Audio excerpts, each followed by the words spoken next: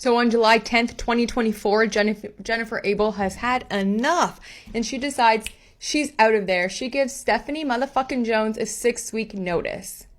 Well, obviously, Stephanie Jones wasn't having any of that, being the cray-cray that she is, and she became even more erratic, if that's possible. If the psych wasn't enough, the rumors weren't enough, my gosh, she went to the extreme. She started cutting her out of mandatory meetings, client meetings, and she was really trying to embarrass her and tarnish her to ensure that some of her clients would stay at Jones Work and not move with Jennifer Abel when she left the company.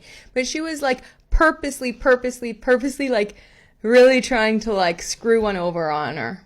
Again, this is all alleged and for entertainment purposes coming from Justin Baldoni's lawsuit. So Jennifer Abel, leading up to her leave, was like, ugh, something's off. And she went to the chief and staff concerning her phone number because when she started at Jones Work 4 years ago, instead of getting her own company phone, she just transferred her number to the company phone line. She's had this phone number since forever, her whole life. It's her personal and business phone. She went to the chief to ensure that when she left, her phone number would be released so that she can go get another phone and take the phone number with her.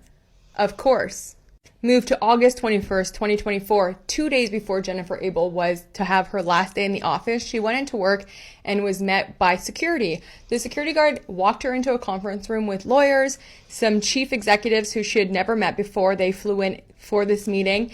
And they were told that she needs to sign this huge page of documents. She had no idea what it was, and that they were going to go through her laptop to ensure that she didn't breach an agreement by having all of these documents, that they claim that she had these like 10 documents. And if she didn't allow them to go through her stuff, that they were going to file a lawsuit against her.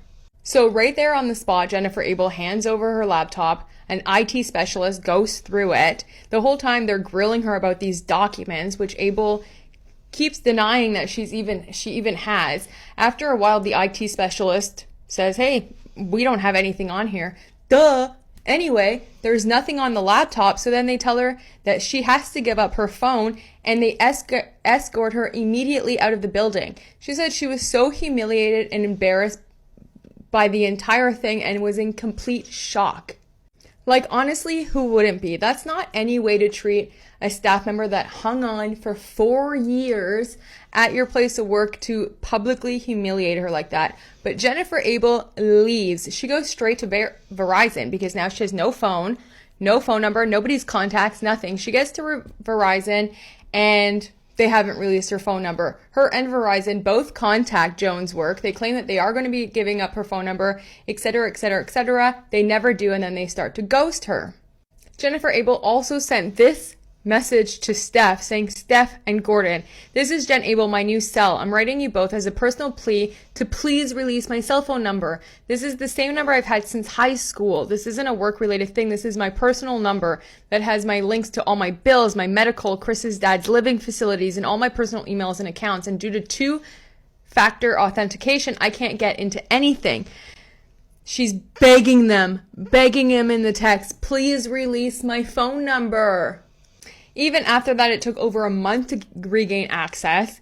And at that time, during that whole month, was also being told by Jones Works employees that Stephanie motherfucking Jones was actually sharing Jennifer Abel's private text messages in the office with everyone. Ew, can you imagine? Okay, so what does this all have to do with Justin Baldoni? Let's get into it. In July of 2024, another story was about to come out about Jones. She was losing tons of clients and was really worried that Baldoni and Wayfair would obviously leave too, since Jennifer Abel was their lead on the account. But at this same time that all of this was happening with Stephanie Jones, Justin Baldoni and Wayfair was already going through such a crisis PR because the movie pre-release was happening. There was already a bad press going on that they were trying to figure out what to do with it, right? So they were already in the middle of a huge stressful situation that Jones allegedly had no care to even look at before then. So what happens? Jennifer Abel suggests to Justin Baldoni and his team that they hire Melissa Nathan, or at least have a chat with her, because she is a really great crisis PR person or whatever. So That really makes Stephanie Jones mad because Stephanie Jones considers Melissa Nathan a competitor. So she didn't want Justin working with Melissa Nathan, and she told them that, to not go and talk to Melissa Nathan.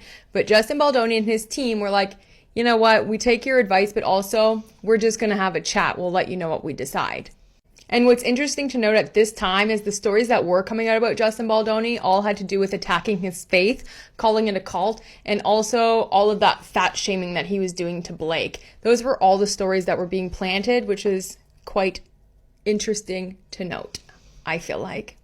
So in August of 2024, Jennifer Abel was still working with Baldoni and his team, even though she wasn't at Jones' work, because she was the lead. In August of 2024, that's when It Ends With Us came out, so they were kind of already in it. Well, Jones didn't really like that and wanted to really assert her position, so she really started inserting herself into everything Wayfair. Unfortunately, she just hadn't been there all throughout the prep, so she didn't know anything about the strategy they were using or any ongoing plan or anything, and she just wasn't there for them. In fact, Jones took a month-long vacation during the film's release date. So by the time Blake and Justin's team had an already ongoing truce and did not participate in any negative coverage, or so they thought, Jones went ahead and contacted the Daily Mail on August 8th, 2024. Meanwhile, Justin and his team think that they have this truce that Melissa Nathan and Leslie Sloan came up with together, not knowing that Leslie Sloan was still talking to the press and broke the good faith agreement. Now, fucking Stephanie motherfucking Jones went and talked to the news reporter on August 8th. Jones contacted the Daily Mail reporter about a story they published about Blake and Justin, which goes directly against what she was advised by Jennifer Abel and by Melissa Nathan and by the entire Wayfair teams. And then Stephanie Jones went back to Jennifer Abel and Wayfair and started bragging about how she was like exchanging information with the Daily Mail. So then it gets back to Leslie Sloan and Sony that someone from Justin's team was talking shit to reporters, and that nobody wanted that to happen. They were talking, she was going off and talking negatively about the Blake Lively, trying to make herself look good as a boss, talking to the reporters, and Wayfair was pissed, rightfully so.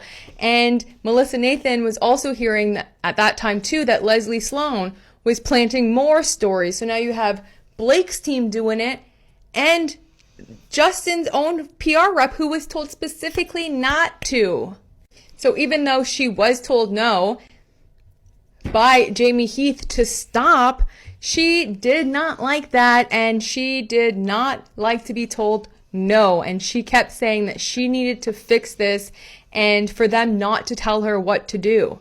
Like, girl, no means no. No is a full sentence. Know when to stop. So yeah, even though Stephanie Jones was told no and to stop, she wasn't done. Now Stephanie Jones wanted to place blame on Justin, Jamie, and Wayfair, Nathan, and Abel to make sure that everyone knew that it was them and not her. But now they actually have receipts and actually have reporters coming to them telling them like, hey, actually, she gave us the story. Uh-oh.